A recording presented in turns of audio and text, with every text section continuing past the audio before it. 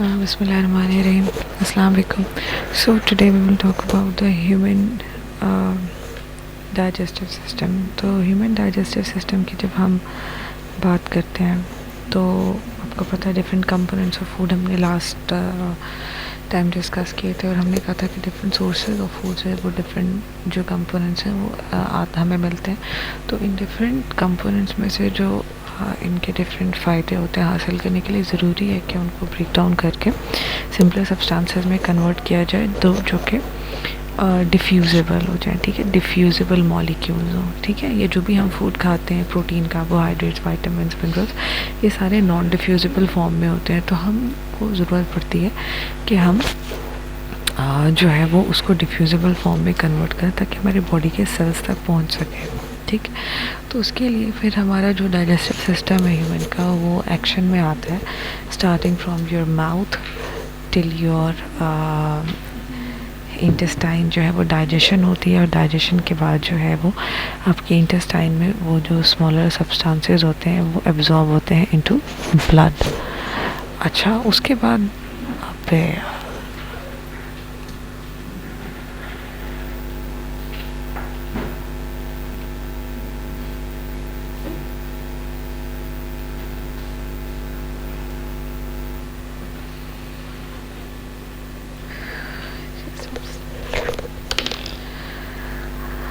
अच्छा, तो उसके बाद जो आपका डाइजेशन का जो प्रोसेस है बेसिकली उसको मेजरली हम 5 स्टेप में डिवाइड करते हैं। That 5 steps are ingestion, digestion, absorption, assimilation and defecation. Ingestion जो है उसका मकसद है कि आपकी इतनी जो बॉडी की नीड्स है उनको पूरा करने के लिए फूड को इनटेक करना। ठीक है, दैट इज़ अ बिगर जो भी आप फूड खाते हो, सालन, रोटी होता है, फ्रूट्स एंड वेजिटेबल।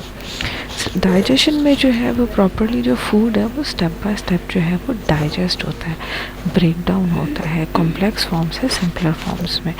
एंड जब वो कॉम्प्लेक्स फॉर्म जो है वो सिंपलर फॉर्म्स में डाइजेस्ट हो जाता है then it is absorbed in the form of small things into the blood and lymph. ठीक है, आपकी जो है वो डिफ्यूजन होती है बिग मॉलिक्यूल्स की, बिग सब्सटेंसेस की इनटू स्मॉलर सब्सटेंसेस।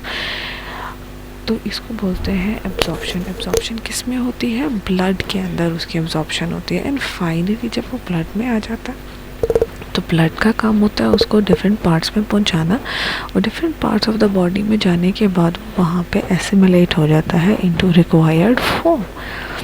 और जब वो एसिमिलेट हो जाता है तो उसके बाद जो है वो क्या होता है कि पीछे जो अनडाइजेस्टेड फूड बचा हुआ होता है आपके डाइजेस्टिव सिस्टम के अंदर उसको भी बॉडी से रिलीज़ करना ज़रूरी होता है क्योंकि वो टॉक्सिन्स बनाना शुरू कर देता है। तो वो डेफिकेशन के थ्रू बॉडी से रिलीज़ आउट हो जाता है। ठीक है, so before we start talking in detail about all these steps we have to know about human alimentary canal। ठीक है, कि human alimentary canal क्या है। तो आपकी बेस्ट अंडरस्टैंडिंग के लिए I will be familiarizing you to the this diagram। ठीक है, सो ये एक मॉडल डायग्राम है जिसमें starting from your mouth till the NS सारे जो ऑर्गन्स हैं, जो एक्सेसरी ऑर्गन्स हैं, जो डिफरेंट पार्ट्स हैं एलिमेंट्री कैनाल के वो एक्सप्लेन किए गए। ह्यूमन एलिमेंट्री कैनाल जो है वो एक ऐसी पाइप को बोलते हैं जो कि माउथ से स्टार्ट होकर एनएस पे एंड होती है और इसमें जो आपका फूड है वो बिगर चंकी फूड जो है वो फाइनली डाइजेस्ट होके उसमें से न्यूट्रिएंट्स अब्सॉर्ब होके सिर्फ वेस्ट जो है वो रिलीज़ आउट किया जाता है। तो आपका जो माउथ है, अगर आप माउथ को देखें तो इसमें डिफरेंट पार्ट्स हैं। For your reference only you are related to the tongue and teeth. तो आपकी टंग और टीथ जो है वो मौजूद होते हैं। इसके अलावा आपके स्लिवरी ग्लैंड्स होते हैं, स्लिवरी ग्लैंड्स जो कि डिफरेंट पोजीशंस पे हैं, सब लिंगुअल पोजीशन पे है, सब मैंडिबुलर पोजीशन पे है और पैरोटिड साइड है। ठीक है, तो ये सारे जो ग्लैंड्स हैं ये अपने जो है वो रिलीज़ करते हैं अपने secretion in the form of saliva. ये जो दैट इज सलाइवा, इसका काम ये होता है कि आप जो भी फूड खाएं उसको अपने साथ मिक्स करने के बाद उसको जो है वो एक स्लिपरी मैस में कन्वर्ट कर दे जो इजीली ट्रांसपोर्ट हो जाए टू द अदर पार्ट्स।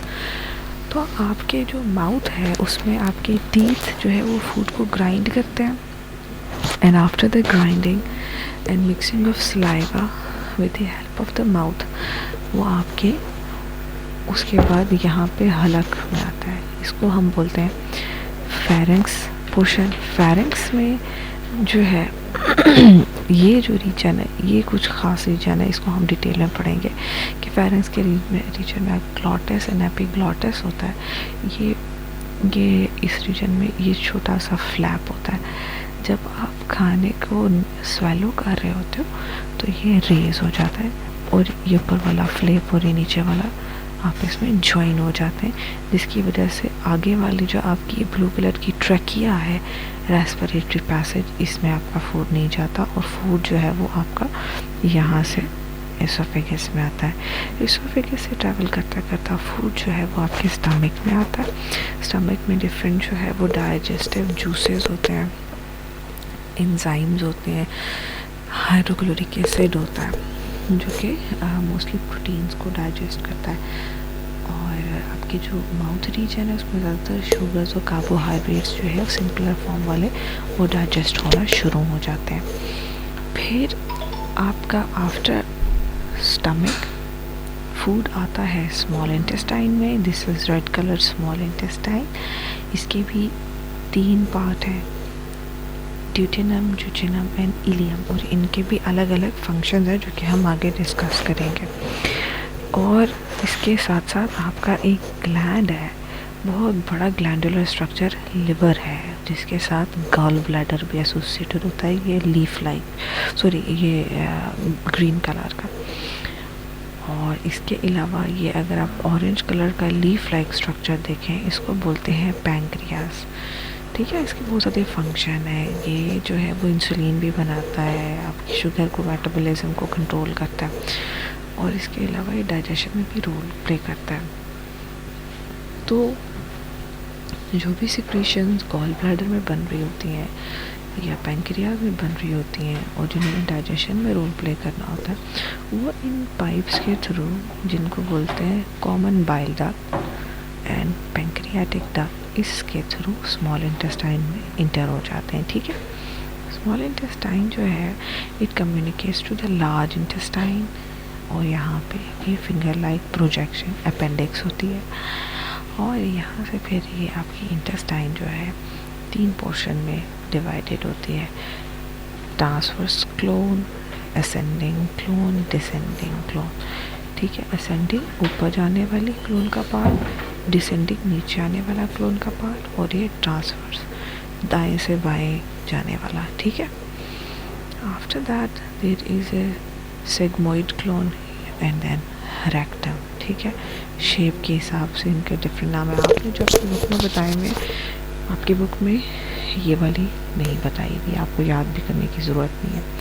तो ये एक बहुत ही एक्सप्लेनेटरी डायग्राम थी जिसमें आपको ये पता चल रहा है कि ह्यूमन का जो डाइजेस्टिव ट्रैक है, जिसको एलिमेंट्री कनाल भी बोलते हैं, उसके डिफरेंट कंपोनेंट्स क्या होते हैं। ठीक, ओके।